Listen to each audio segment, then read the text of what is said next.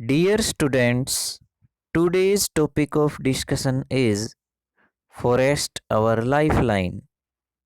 बच्चों, आप सभी जानते हैं कि फॉरेस्ट उस एरिया को बोला जाता है जहां अलग अलग प्रजाति के बहुत सारे पेड़ पौधे और जीव जंतु पाए जाते हैं।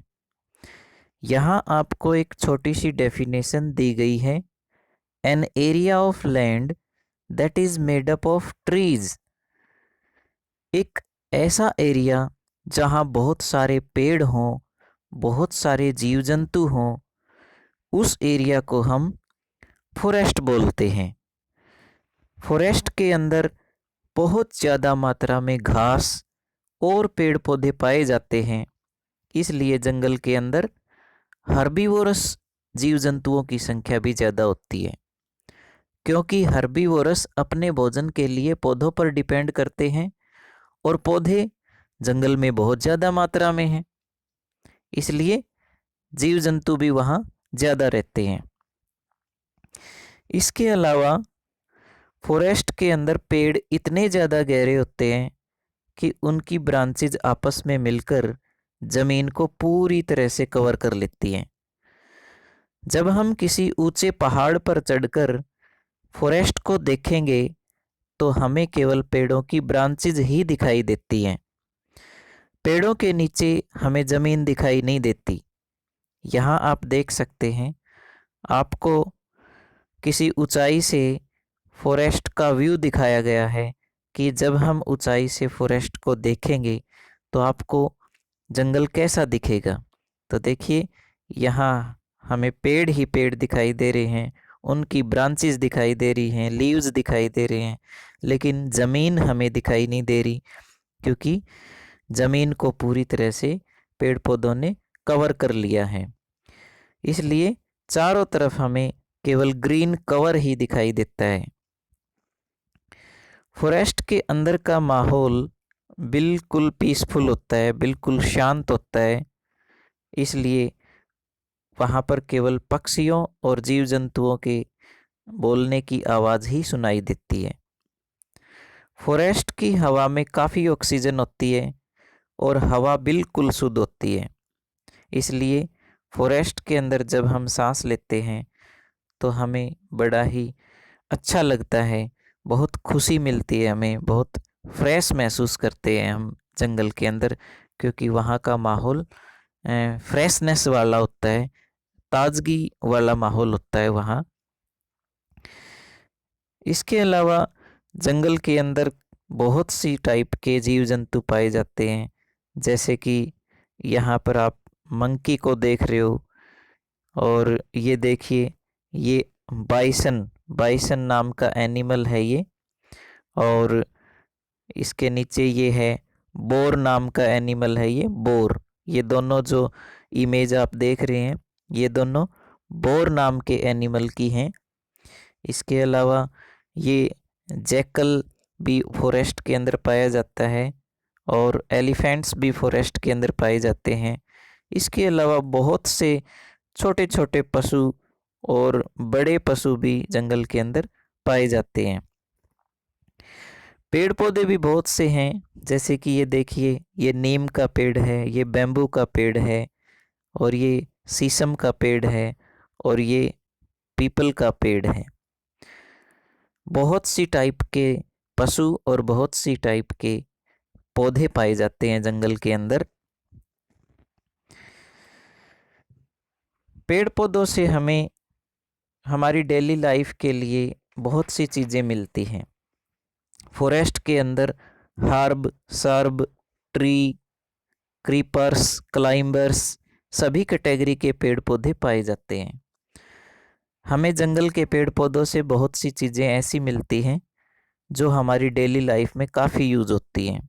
जैसे कि आप यहाँ देखिए, आपको यहाँ लिस्ट दिखाई गई है कि हमें फॉरेस्ट से क्या क्या मिलता है। फ्यूल मतलब लकड़ी मिलती है, बैम्बू मिलता है, ऑयल मिलता है, फाइबर मिलते हैं, फ्रूट मिलते हैं, मेडिसिन मिलती हैं, grasses, timber, spices, fodder, paint, रबड़, हनी। इसके अलावा नीचे भी आपको लिस्ट के अंदर बहुत सारे प्रोडक्ट दिखाए गए हैं जो हमें फॉरेस्ट से मिलते हैं।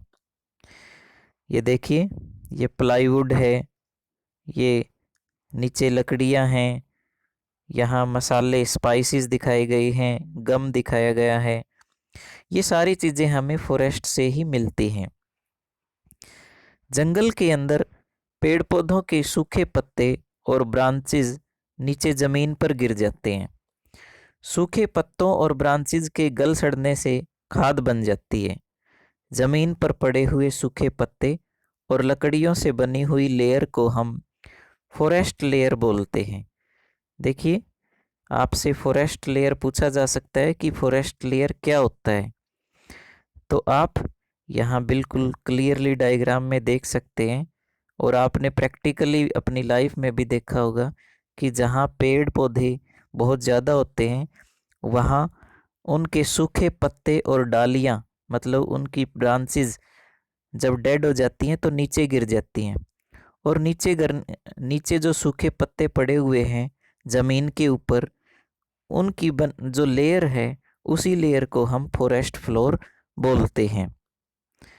ये देखिए, ये ज़मीन पर जो आपको दिखाई दे रहे हैं सूखे पत्ते, इन सूखे पत्तों से बनी हुई लेयर को ही हम फॉरेस्ट लेयर बोलते हैं। जब ये सूखे पत्ते और पौधों की जो ब्रांचेज हैं वो डेड हो जाती हैं और गलने सड़ने के बाद इनकी खाद बन जाती है। ये खाद बहुत ही ज़्यादा इम्पोर्टेंट होती है, क्योंकि जो खाद सूखे पत्तों और डेड ब्रांचेज से बनती है वो खाद नए जो पौधे उग रहे हैं, नए जो पौधे पैदा हो रहे हैं, उनको न्यूट्रिएंट्स प्रोवाइड करती है। नए पौधे अच्छी तरह से ग्रोथ कर लेते हैं, बहुत जल्दी उनकी ग्रोथ हो जाती है। तो यहाँ देखिए, यहाँ पर आपको सूखे पत्तों से और इसके अलावा जो पेड़ पौधों के जो डेड पार्ट होते हैं उनसे बनी हुई खाद दिखाई गई है, और इस खाद से फिर नए पौधे जो हैं न्यूट्रिएंट प्राप्त करते हैं और अपनी ग्रोथ करते हैं। पौधों के पत्तों और टहनियों के गलने सड़ने से जो खाद बनती है उसको हम बोलते हैं ह्यूमस। ये आपसे पूछा जा सकता है कि ह्यूमस क्या होता है, तो हमें ये बताना है। यहाँ पर हमें हम बता सकते हैं कि जो डेड एंड डिकेइंग मैटर है ना, जो गलने सड़ने के बाद जो मैटर बन चुका है, वो उस मैटर को हम बोलते हैं ह्यूमस। ठीक है। और जो माइक्रो ऑर्गेनिज्म होते हैं जो सूखे पत्तों को और डेड बॉडीज को खाद में कन्वर्ट करते हैं, उनको हम बोलते हैं डीकम्पोजर्स। देखिए, आपसे डीकम्पोजर्स के बारे में भी पूछा जा सकता है कि डीकम्पोजर्स क्या होता है, तो हम इसकी डेफिनेशन यही लिखेंगे कि those organism which break down the dead organism to get energy are called decomposers. यहाँ आपको डीकम्पोजर की डेफिनेशन दिखाई गई है। डीकम्पोजर्स जो हैं वो गली सड़ी चीज़ों को और भी ज़्यादा छोटे टुकड़ों में तोड़ के उसको खाद में कन्वर्ट कर देते हैं, और उससे जो गंदगी है वो भी साफ़ हो जाती है और खाद भी बन जाती है, और वो खाद फिर नए पौधों के लिए बहुत अच्छी साबित होती है। तो इस तरह से डिकम्पोजर्स का भी बहुत इम्पोर्टेंट रोल है प्रकृति के अंदर। प्रकृति के अंदर जो गंदगी होती है, जो बायोडिग्रेडेबल चीज़ें होती हैं, उनको वो खाद में कन्वर्ट कर देंगे, और खाद फिर फसलों के लिए, पौधों के लिए बहुत अच्छी होती है। जंगल के अंदर पेड़ पौधे और जीव जंतु दोनों एक दूसरे की हेल्प करते हैं। पेड़ पौधे कार्बन डाइऑक्साइड गैस लेकर अपना भोजन तैयार करते हैं और बदले में ऑक्सीजन पैदा करते हैं। इसी तरह पशु ऑक्सीजन को अपनी बॉडी में यूज करते हैं और बदले में कार्बन डाइऑक्साइड गैस बाहर निकालते हैं। तो आप यहाँ देख सकते हैं, आपको डायग्राम में दिखाया गया है कि यहाँ जो पौधे हैं वो ऑक्सीजन प्रोड्यूस कर रहे हैं, क्योंकि जो पशु हैं उनको ऑक्सीजन की ज़रूरत होती है और बदले में जो पशु हैं वो कार्बन डाइऑक्साइड छोड़ते हैं। ये कार्बन डाइऑक्साइड पौधे यूज कर लेते हैं, क्योंकि पौधों को अपना भोजन बनाने के लिए कार्बन डाइऑक्साइड की ज़रूरत है। इस तरह से दोनों एक दूसरे की जो रिक्वायरमेंट वाली चीज़ें हैं वो एक दूसरे को देते रहते हैं। इस तरह से पशु और पौधे दोनों एक दूसरे के ऊपर डिपेंड हैं। जो एनिमल्स हैं वो पौधों के ऊपर काफ़ी चीज़ों के लिए डिपेंड रहते हैं। यहाँ पर देखिए आपको वो चीज़ें बताई गई हैं कि किस किस आवश्यकता के लिए, किस किस चीज़ की रिक्वायरमेंट के लिए जो एनिमल्स हैं वो प्लांट्स के ऊपर डिपेंड रहेंगे। ये देखिए शेल्टर, शेल्टर का मतलब है रहने की जगह। जो पशु हैं वो अपना घर, अपनी जो रहने की जगह है वो पेड़ पौधों के बीच में ही बना लेते हैं। तो पेड़ पौधे जो हैं वो एक तरह से जीव जंतुओं का घर हैं। वो उन्हें रहने की जगह प्रोवाइड करते हैं, उनको छिपने की जगह प्रोवाइड करते हैं। तो इस तरह से पहली जो आवश्यकता है शेल्टर की वो पूरी कर देते हैं। इसके अलावा फूड, पौधे पशु जो हैं वो पौधों से ही अपना भोजन प्राप्त करते हैं। बहुत सारे जीव ऐसे हैं जो हर्बीवोरस होते हैं, जो केवल घास और पौधों को ही अपने भोजन के रूप में यूज करते हैं। तो इसलिए उनके लिए पौधे ही मेन आवश्यकता है। प्रोटेक्शन भी बहुत ज़रूरी है। तो पौधे जो हैं वो पशुओं को प्रोटेक्शन भी प्रोवाइड करते हैं, क्योंकि जो शाकाहारी जीव हैं वो मांसाहारी जीवों से बचने के लिए अपने आप को पेड़ पौधों के बीच में छिपा लेते हैं, इसलिए प्रोटेक्शन भी प्रोवाइड करते हैं। और ऑक्सीजन, ये तो आप सभी लोग बच्चों को पता ही है कि ऑक्सीजन बहुत ज़रूरी है हमारे ज़िंदा रहने के लिए, सर्वाइवल के लिए। तो ऑक्सीजन भी पौधे प्रोवाइड करते हैं। तो बहुत सारी चीज़ें ऐसी हैं जो हमें जीव जंतुओं को पौधों से ही प्राप्त होती हैं।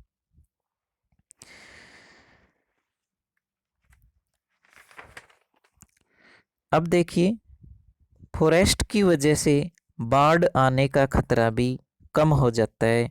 जितने ज़्यादा पेड़ किसी एरिया के अंदर होंगे उतना ही बाढ़ आने का खतरा भी कम रहता है, क्योंकि पेड़ पौधे रेन वाटर को अब्जॉर्ब कर लेते हैं। उनकी जो जड़ें हैं वो बरसात के पानी को अब्जॉर्ब कर लेंगी और फिर उसको ग्राउंड के अंदर फिल्टर कर, इनफिल्ट्रेशन जो प्रोसेस है उसके अंदर वो मदद करेंगी। यहाँ ये देखिए, यहाँ पर पेड़ बहुत ज़्यादा हैं, इसलिए ये जो पानी है वो ज़्यादा स्पीड से फ्लो नहीं कर सकता। ये देखिए आपको पानी दिखाई दे रहा है यहाँ, ये पानी स्पीड से फ्लो नहीं कर सकता क्योंकि यहाँ पेड़ बहुत ज़्यादा हैं और पेड़ रास्ते में आने की वजह से पानी की जो स्पीड है फ्लो करने की वो कम हो जाती है, और उसकी वजह से फिर ये मिट्टी भी अपने साथ बहा के नहीं ले जा सकता। मतलब जो मिट्टी है वो कई बार पानी के साथ बह के किसी दूसरी जगह पर चली जाती है, और जिसको हम बोलते हैं सॉइल इरोजन। तो सॉइल इरोजन का जो प्रोसेस है वो भी पेड़ पौधों के अंदर नहीं हो पाता। जंगल का जो एरिया है ये देखिए, जहाँ जंगल होगा, जहाँ पेड़ पौधे ज़्यादा होंगे, वहाँ की मिट्टी आसानी से पानी के साथ बह के नहीं जा सकती, क्योंकि पेड़ पौधों की जो जड़ें हैं वो मिट्टी के पार्टिकल्स को बांध के रखती हैं, बाइंड कर देती हैं। इससे सॉइल इरोजन नहीं हो पाता। तो यहाँ आप नीचे देख सकते हैं, पॉइंट्स भी आपको बता रखे हैं कि forest increase infiltration of rain water. देखिए इनफिल्ट्रेशन यहाँ लिखा हुआ है। इनफिल्ट्रेशन का मतलब है कि बरसात के पानी को थोड़ा थोड़ा करके ज़मीन के अंदर डाल देना। तो जो फॉरेस्ट हैं वो इनफिल्ट्रेशन प्रोसेस में हेल्प करते हैं। उससे क्या होता है, ग्राउंड वाटर में कमी नहीं आती, ग्राउंड वाटर हमारा रिचार्ज हो जाता है। इसके अलावा फॉरेस्ट सॉइल इरोजन को रोकने में भी मदद करते हैं। Forest prevent soil erosion. ठीक है, तो आप सभी ने इस चैप्टर में फॉरेस्ट के बारे में काफ़ी जानकारी है हासिल की है।